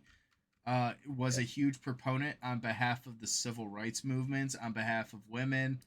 Um, He's also, I believe, he's the president that I believe starts the de-escalation of the Cold War. I believe he implements something called flexible response, which was when we are attempting to contain communism and the Soviet Union's influence. Um, we shouldn't be just responding with blow for blow, country for country, army for army. We should adapt to local circumstances. We should find diplomatic and economic solutions, give these other countries reasons to side with us beyond, our guns are bigger. and then he also handled the Cuban Missile Crisis and the aforementioned Bay of Pigs invasion. He gave a speech in Berlin, which was really notable. It was the Ich bin ein Berliner. I am a Berliner. And Yeah. yeah, I think overall he's one of the few presidents who really had a massive impact, even though he really only served for a very short time. He was only the president for 2 short years, serving half a term. Yep. And I don't know about you. I think I would put him in A or S tier. I think there's a lot of things where he dropped the ball a little bit. He was definitely a nepo child, but he did great work. His father won the presidency but could never get it. Um, Yeah, no, he did great work. This man invented the Peace Corps. So I feel he's a high A tier at least. If we want to keep that S tier category small, otherwise we can put him in on the S tiers. I would put him S tier, although I will say I think he's probably going to be one of our last S tiers, Yeah, and that tends to be the case. And then we get onto one of the most controversial, well, not one of the most controversial, but a fairly one. A man by the name of Lyndon B. Johnson, who assumed the presidency after Kennedy and then proceeded to win another election immediately after having held the presidency for 6 years. yeah, A man by the name of Jumbo, nicknamed Jumbo, who arguably passed some of the most progressive policies of any president because yeah, he is responsible for signing the Civil Rights Act of 1964. He signed the Voting Rights Act, the Fair Housing Act, yeah, worked very heavily on healthcare reform, worked yeah, very heavily on the war on poverty, trying to help Americans get out of poverty. And he established the Job Corps and AmeriCorps. yeah, yeah. Uh, He did have a lot of backlash. He is the president that kind of oversees the worst part of America's time in Vietnam. Made Tom Paxton's entire musical career just writing protest music for things that LBJ does. Um, yeah, Vietnam was a goddamn nightmare. This is the president who was around for the Tet Offensive, which was the bloodiest part of the entire war. yeah. It is interesting too because Johnson wasn't well liked in his time to the point where he had only served like a year and a half of Kennedy's term. He didn't serve 2 full years, meaning he was constitutionally eligible to serve another full term. However, after winning the presidential primary in New Hampshire, he would later drop out of the race, surprisingly to everyone, just a few short weeks later, and his approval ratings jumped by double digits. Yep. Yeah. Yeah. Yeah. He's one of those guys who's like everyone hated him. He's the unpopular president. He does get things done, but like we are a democracy.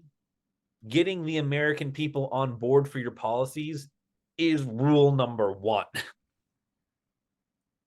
He also was noted for appointing Thurgood Marshall as the first African American justice to the Yeah. Supreme Court. And I personally think Johnson is probably a pretty solid B tier. Yeah, I think he's somewhere in the B tier.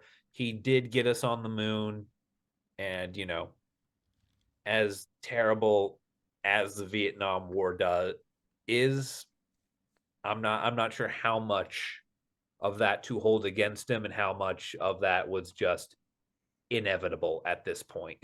And the next one is the most controversial one, a man who served only one term. And boy, has he got a lot to him, and that is Richard Nixon. Yeah. A You man, will apologize for checkers, sir. You will apologize. my biggest thing is Nixon's whole presidency is marred with the Watergate scandal, where he was found to have been spying on political opponents, wiretapping, Yeah. listening into their conversations, breaking into their rooms. But on the Yeah. flip side, he had some of the best policies of any president to this point, having passed the National Historic Preservation Act. Or did he sign the Preservation Act? Or I know he signed the Environmental Protection Act. He signed the environmental. I think the National Historic Preservation Act is a little later. I could be wrong about that. I don't have the dates in my head. Um, uh, he Nixon is Oh, a Johnson innately. signed the NHPA. That was Johnson. Yeah, Yeah, because it was 66. yeah. More time for more evidence for him being at least B tier. Um, with Nixon, he is the epitome of someone who is very capable and absolutely no integrity. This man was this man was corrupt. He spied on his opponents. He took bribes. He was kind of an autocrat in a lot of ways between Watergate, and I believe he's also the height of uh, J. Edgar Hoover doing internal surveillance on American citizens, which was judged by the courts almost immediately to be completely unconstitutional. Yeah. He did also work for the federalization of Medicaid. Uh, really, you know, very, very multifaceted. He passed the Clean Air Act, the National Environmental Policy Act. He Yep. also established, like I said, the EPA established Earth Day. Yep. Anti-ballistic missile treaty, the idea that the arms race between the Soviet Union and the United States needed to come to an end before someone invented something that would kill both countries in a single blow. So, where would you rate Nixon as a whole? Um, I don't know. I do not like Nixon. I recognize his ability. However, I think um, part of our criteria here is capacity to uphold the United States, and he's a very mixed bag on that. I put Nixon in C, but that's in part because of I'm unwilling to really find a spot for him. I'm going to veto that and put him in D tier because I Yeah, think he had a lot of positives, but I think if we're judging uh, that, like you said, yeah, the ability to uphold the Constitution, he fundamentally failed, he does and fail. Yeah, that will carry us into the next person, who is Gerald Ford, aka the only person to have never been elected to the office of president or vice president to have become the president because Nixon's vice president Spiro Agnew resigned from office before he could assume the position. And yeah, Gerald Ford is probably one of the shortest serving. He only served half a sentence or half a. yeah, yeah. He only served. Yeah, he only served half a term. He served for just under 3 years. He takes over after Nixon is forced to resign in shame, and he, unlike some of the other presidents we've seen who have come in following the death of their predecessor, he does not win what would be a re-election campaign. Truman won his second term. He won election. Ford Ford doesn't. Ford doesn't go anywhere. Um, Now, Ford Ford is very interesting because he really he did some good, some bad. He had a very controversial vice president pick in Nelson Rockefeller of the Rockefeller family. yep, He signed the amnesty bill that basically forgave all the draft dodgers and people that yep, avoided service. yep. And He pardoned Nixon as a way to try to maintain an image of dignity for high office in the United States of America, which was an interesting choice. He certainly had justifications for it.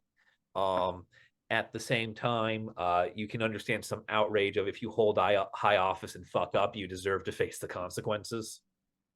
he was a supporter of the Equal Rights Amendment, which is a good thing, but Mhm. I think Ford is Yeah, probably as C tier as they get. yeah, he is very C tier. I think his biggest success is putting an end to the swine flu issues, almost before it really gets out of hand. Yeah. And on to the next one, a more modern man, Jimmy Carter, who recently just passed away, was a one-term president from 77 to 81, and Carter I think has one of the most interesting policies long term because he is one of the longest impacts of any president and probably like the slowest burn, where a lot of his policies ended up being very evergreen. Carter's administration was the first one to open the door towards gay and lesbian advocates. They very heavily promised to start establishing a cabinet level education where he effectively created the Department of Education. On Yeah, top of that, also the Head Start program. yeah. Put an end to strip mining. Uh, he also he also basically created the national parks and conservations in Alaska. He was very resourceful. He didn't always use new legislation. He didn't put new bills into Congress or order new executive orders. He found old laws that were still on the books and brought them forward as means of justifying expanding policies, which I think shows a level of legal understanding and creativity that you don't always see in a president. Like this man knew where to find all the parts to build his new machine. the the probably the biggest negatives on Carter's presidency were the fact that he held a very sour relationship with Congress. He wasn't willing to argue with them. He wasn't willing to return favors. He was very much a political outsider. His whole campaign was he was just a peanut farmer from Georgia. But he did Yeah, also handle the energy crisis, which a lot of the things he implemented didn't come to fruition until under the Reagan administration, who quickly took credit for it. Um, he handled the 3 Mile Island incident, the nuclear meltdown. He also really continued the protection and cleanup of a lot of the environment. Like you said, expanding national parks and national conservation lands, the removal of toxic waste, especially with Love Canal. He also signed into law the Stafford Act, which officially established federal emergency management response. yeah. I I'm very comfortable and confident in putting Carter in A tier. Oh yeah. Oh yeah, very much. Yeah, I feel like he's very A tier. He's very humanitarian. He advocates for African self-determination. He advocates for the end of apartheid policies. He goes, he goes kind of a little bit everywhere, which I think is very nice, having strong options on multiple fronts. And now for the golden boy of the Republican Party, Ronald Reagan, who ended up following him in a very lopsided election Yeah, where Reagan had a lot of very interesting impacts. He effectively killed the middle class and is one of the reasons why the taxes have changed versus what they were, where a lot of the uber wealthy, the ultra rich, had to pay a larger share traditionally until Reagan, who gave him significant tax breaks. The yeah, national debt was massively inflated. He had the yeah. war on drugs, the um, deregulation of a lot of environments. He fired every single air traffic controller in the nation, and to the point where we still have not recovered the total number of air traffic controllers because Yeah. of that move. Yeah, Reaganomics saw him because of how he changed the tax codes so that wealthy people paid much, much less in order to prevent, and this is a failed attempt, by the way, to prevent inflation and massive unemployment. He cut away a lot of Social Security and food stamp type programs in order to prevent the government from just going flat out broke from giving all the wealthy tax breaks. His administration really dropped the bomb on the AIDS epidemic, the Iran Contra affair, the Stark incident. The one positive he did have was Mr. Gorbachev tear down this wall. He Yeah. was very big in the thaw with the Soviet Union, so that could be seen as a positive. He, Um, he put Scalia on the court. That was a very influential decision. yeah, I I very much think Reagan is F tier just because a lot of his policies were very short sighted and benefited a very small portion of Americans. Though I I know and can concede the point that many people hold him in high regard. Um, I feel like if we're gonna give him a low placement, we should put him at least somewhere on D tier, um, because he had a lot of impacts. I know it's not always our biggest factor. I mean, we have Jackson here on F tier, and he was extremely impactful. The But the only way yeah, I will concede is I will put Reagan at the top of F tier, but I do not think he deserves much higher. I know we're gonna disagree on where he belongs, but moving on here, who's oh no, That's the name of the game, buddy. And we're oh gonna go no, on to George H.W. Bush, the yep, senior Bush, yep. If things weren't gonna be intertwined with politics now, they never will be. which Bush was president overseeing the end of the Cold War, the invasion of Panama, the invasion of the Gulf. Was very Yep, big on war. He did. yep, He was president when the North American Free Trade Agreement really went into place, so that is a positive. yep, Um, yep, it slipped. The economy slipped into another recession in 1990. Federal yep, deficits expanded under Bush's presidency.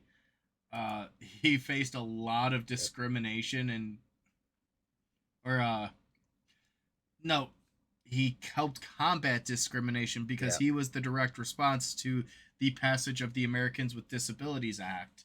yep, yep, yep. Because before him, people with disabilities were not protected by civil rights laws, and Bush was very strong for supporting that.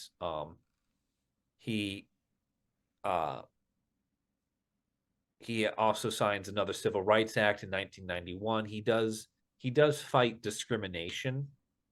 Um, he also tries to rectify some of his predecessors' errors in dealing with the AIDS epidemics.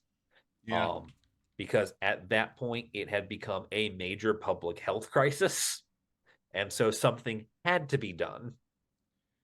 he did also work and pass the Oil Pollution Act of 1990, which held companies directly responsible for oil spills in light of the Exxon Valdez um, incident. He appointed Clarence Thomas to the Supreme Court, which has been very influential recently. So, while I disagree with a lot of Bush's policies, I think he's a pretty solid C tier president. Yeah, yeah. Bush the first here is he's pretty average. Can disagree with a lot of his foreign affairs, particularly a lot of the wars he gets involved in. But for the most part, on the civil liberties front, he's doing very solidly. So that moves us on to Bill Clinton, the sax playing president from Arkansas. And Clinton had a lot of policies. He was very much a centrist in a lot of ways, but his presidency was immediately marred by controversy when some of the nominations he had to his cabinet had some pretty unfavorable backstories. He would also end up passing the Don't Ask, Don't Tell bill, which prohibited uh, people from basically saying that they're gay. It basically had the military just ignore things and just let it Yep, be yep, unless it yep. became an issue. Yep. He did a lot for women's medical rights. He passed the act that allows for maternity leave. Um, Used to be if you were having a baby, you were still expected to show up for work or you lost your job. Yeah, he passed the Family and Medical Leave Act of 1993, and he is also one of the only presidents in almost 200 years to have run a positive budget. He is the only person to have actively reduced the deficit. Yeah, that is extremely impressive. Um, a Clinton did also have some other controversies with the Lewinsky scandal, where he was yeah, accused of inappropriate acts with his White House um, intern, which ended up leading to an impeachment. He did eventually pass an omnibus crime law, which helped expand a lot of punishments, including death penalties. But in that, it actually had an assault weapons ban, but it was limited to 10 years at that time. Yep. So he had a pretty interesting mix of presidency, and like I said, the second term was pretty marred. He also had some issues with campaign finances. At the same time, there were a lot of external issues in Bosnia and Herzegovina, Rwanda with the genocide, Yep. Somalia with the war. Yep. He does succeed with the Irish peace talks. He was instrumental in uh in putting together the Good Friday peace agreement, uh which did more or less bring an end to the troubles over there, as it is called. So, he stopped one pseudo civil war in its tracks. He also laid the groundwork for a few major implementations of policy, mainly the Iraq Liberation Act of 1998 that instituted a policy of regime change against Iraq. He also talked about their weapons of mass destruction as well as making Osama bin Laden a Yep. enemy of the state. Yep. Yeah, he's the first man to put the target on bin Laden's back. Yeah. Fun, fun fact, I believe as far back as 1998, this man was causing problems. Oh, even further, he started in the 70s. Yeah. Uh, But specifically for us, bin Laden caused problems for everyone in the 70s. so where would you rate Clinton? Um, I think Clinton's probably going to continue to clutter up our C tier here. Okay. Um, he he's got some decent successes. He's got some failures. He loses public confidence, which is a bit of a demerit. I think that's what keeps him out of the B tier. All right, and we're gonna move on to W. Bush, George W. And he would follow Clinton, and just a few months into his presidency were the attacks on September 11th, and that would kickstart a 20 plus year war that we'd be fighting in. He Yeah, oversaw the economic collapse of 2008 as well as the dot com bubble, two major economic issues. yeah, His administration ballooned federal spending by 66%. yeah. He does create, I believe, the Department of Homeland Security, uh, which is sort of the catch-all wrangle in of executive powers and departments. This is where disaster relief lives. This is where border control lives. This is where the TSA lives. It's this catch-all of things that are, at least on paper, designed to make the United States more resilient against the possibility and aftermath of a crisis. Yeah, he also expanded the ability of the NSA in the Patriot Act in light of the attacks. His Yeah, foreign policy wasn't the greatest. His administration also really did not do a great job with the response to Hurricane Katrina, as well as vetoing important scientific policies. One of the benefits that he did have was the expansion of No Child Left Behind, which tried to close the gap between rich and poor schools and their education.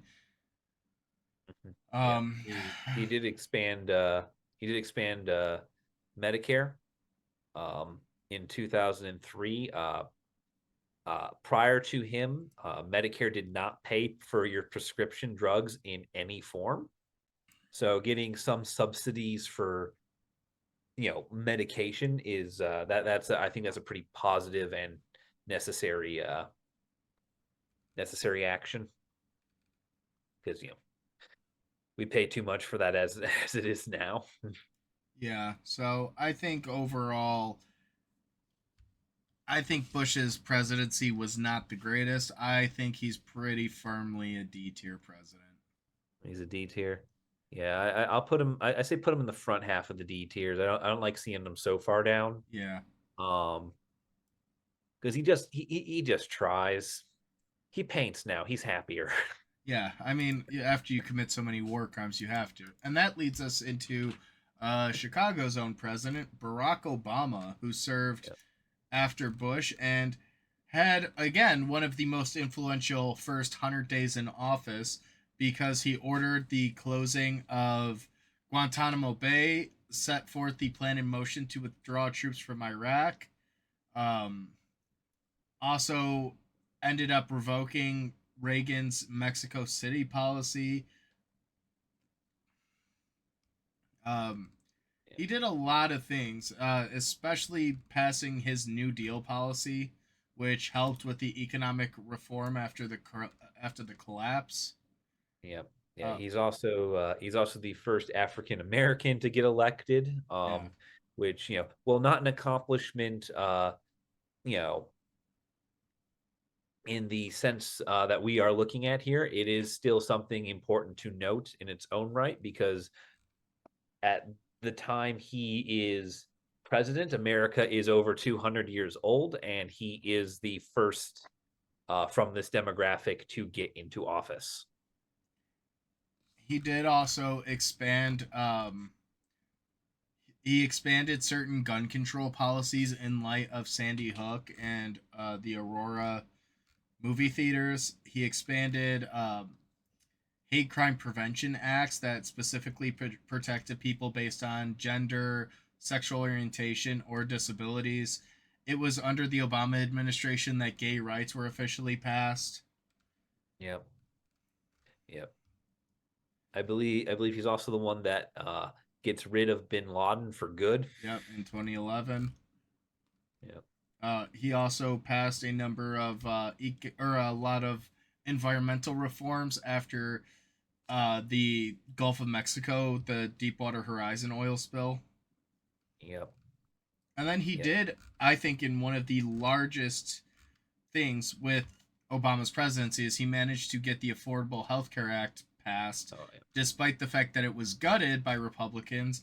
It has been one of the most foundational healthcare laws in America that gave many impoverished people the access to healthcare that they normally would not have been able to. Yeah. Oh yeah, that is his big accomplishment. Um, that was his cornerstone of his election campaigns. It was a cornerstone of his presidency. I do have one criticism of Obama to put forth, and that is, um, I don't think he did a good job handling the Crimea incidents in 2014 when Russia seizes control of the Crimean Peninsula. Um, I think he should have been a little bit more of a hard line I than what would he took. still put him up in A tier, though. Yeah, Um, I'll give him an A tier. It's just stand up to Russia. all right. As a 21st century president, that's kind of a prerequisite. All right, and we're on to the first of Donald Trump's presidencies where he replaced Obama and would end up seeing quite a bit of controversy in American politics. Oh boy. uh, First, it got started off with the conflict of interest where he refused to step away from his business, setting up a revocable trust and actively influencing politics to benefit and to profit from him. yeah, So, a little concerning there, admittedly. Um, yeah. No, he. This is a president who is shrouded in controversy.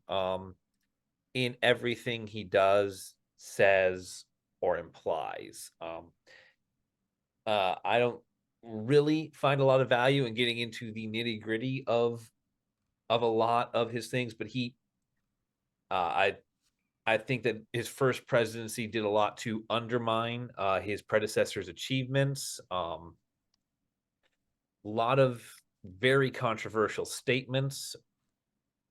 I almost unilaterally disagree with this man and his policies. yeah, I mean, he withdrew us from the Paris Agreement right away, rejected scientific consensus on climate change, actively targeted the Affordable Health Care Act, Yeah. He did sign the Tax Cuts and Job Acts of 2017, which you could argue the merits or demerits of it, but it lowered tax rates on a lot of businesses and penalized a lot of the lower income communities. We started seeing a significant amount of divisionism in the country. Immigration became a big to do. But I think his first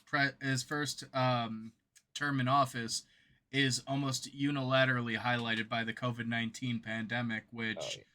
I think across a lot of ways was a national failure.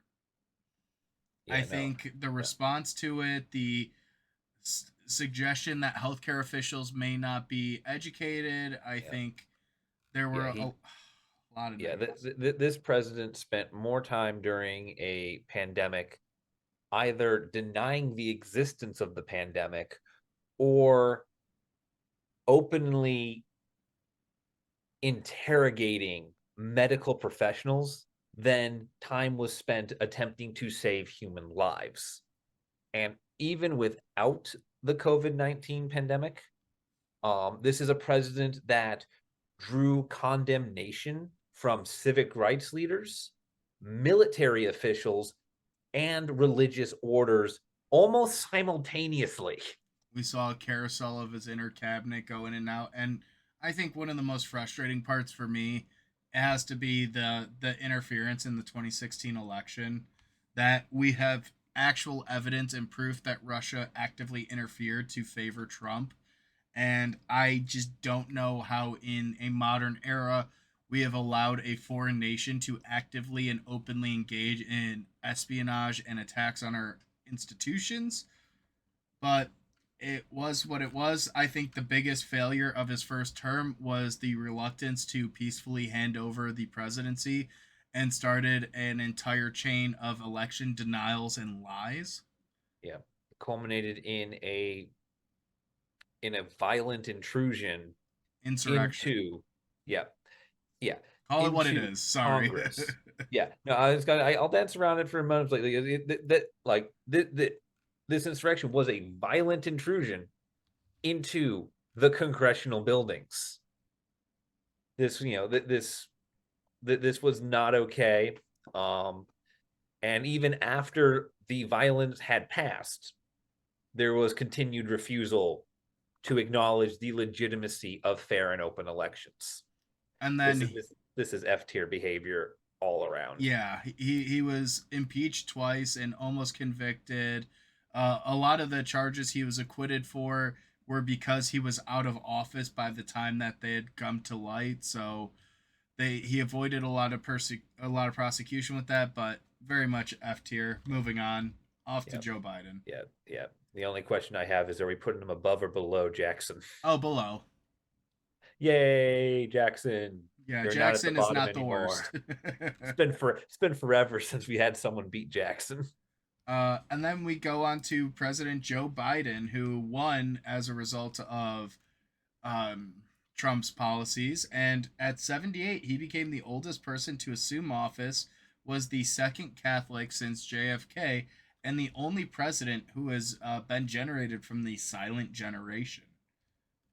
And Biden did a lot of incredible work immediately right off the bat. He signed 17 executive orders right away, rejoining the climate agreement, ending the national emergency with the border in Mexico, rejoined the World Health Organization, started mandating mask requirements, instituted measures to combat hunger, revoked permits for the Keystone XL pipeline, to name a Yep. few things, and then he also signed the American Rescue Plan, which is one of the biggest economic stimulus packages that helped us rebound from the COVID-19 pandemic. Yep. Yep. He did also have some failures as well. He failed twice with voting reform. That was shut down by Congress. He also had some issues with unions where, despite pledging to support them, uh, he would institute executive powers to shut down, I believe, rail worker protests. Yeah. The real words and of strikes, thereby denying union workers their effectively their rights to act as a union, to collective bargaining. yeah. But on the flip side, Biden did a lot for civil rights and for other rights. He signed the Respect for Marriage Act, which recognizes gay marriage unilaterally throughout the federal government. He also, like you said, tried to push for the freedom to vote. He did pass the Postal Service Reform Act. He also signed the Investing in American Infrastructure, um, Yeah. the Build Back Better plan, as he called it, which put which is one of the most intricate and largest infrastructure bills to build back a lot of our crumbling infrastructure. A lot of that work is still taking place to this day, though his name has been stripped from a lot of it. Um, I think his biggest failure has been on the immigration, but at the same token, his work with the economy was honestly incredible. I think he helped us get through the COVID-19 pandemic. It brought science back into the national picture. Yeah, yeah. He Um, he, he was he was a he was a moment of stability after the chaos of Trump's first term. Um, I don't know where that puts him on the chart. Again, we're getting into very modern things right now with these presidents, and I got a lot of gripes with this man too.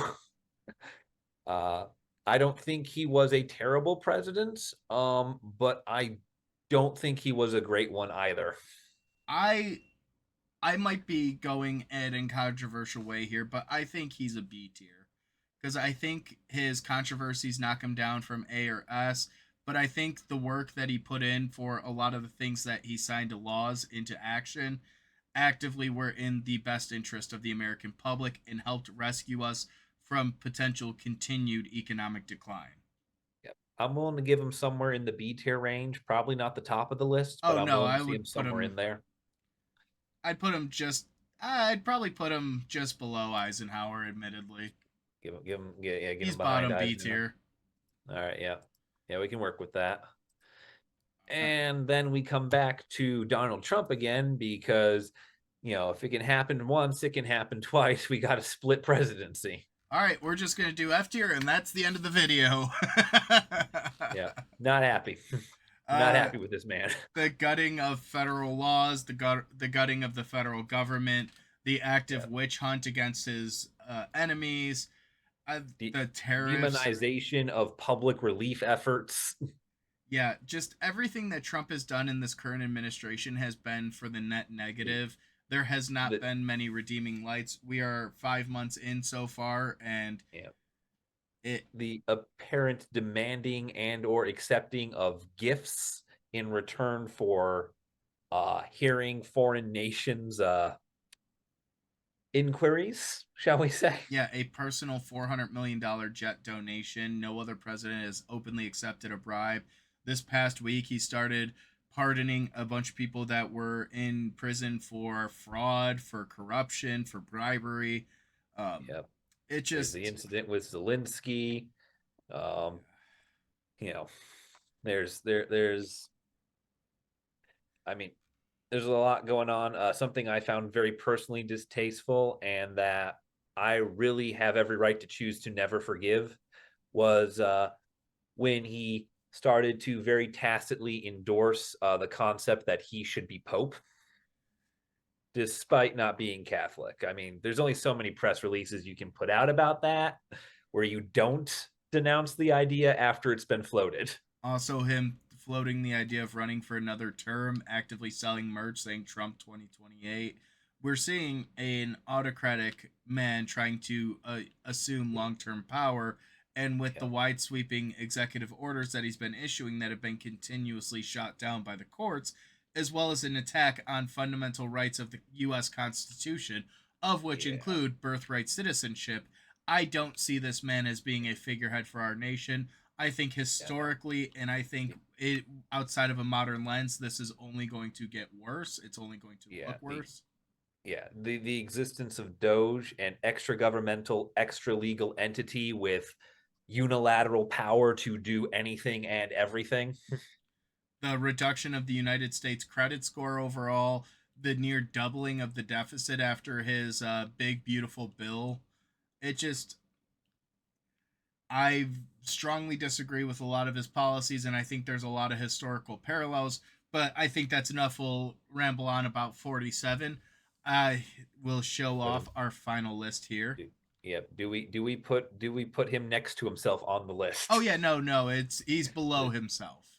Oh yay! So here is our final list. In S tier, we have Teddy Roosevelt, George Washington, Abraham Lincoln, Franklin Delano Roosevelt, and JFK.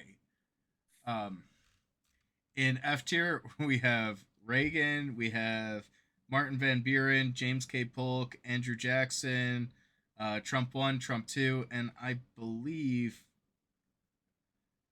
Oh, I cannot We have recall who that second to. we have one more. We have one more in there. I know that. If you can identify This is, from the this is how picture. bad some of these presidents are. They're not even worth historians learning their name. So, call him the picture that you have. He's the second from the left.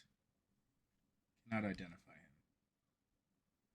Yeah, I'm him. not sure I got it. Anyways, I'm here's not sure. I our. don't remember his name. I'm not as good as the presidential thing as you are, Justin, but But yes, this is our definitive list of ranking every United States president 1 through 47. Let us know what you agree with. Let us know what you disagree with.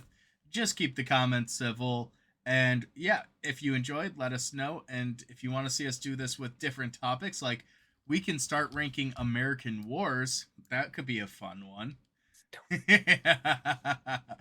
But yeah, we'll see you guys in the next one. Thanks for watching.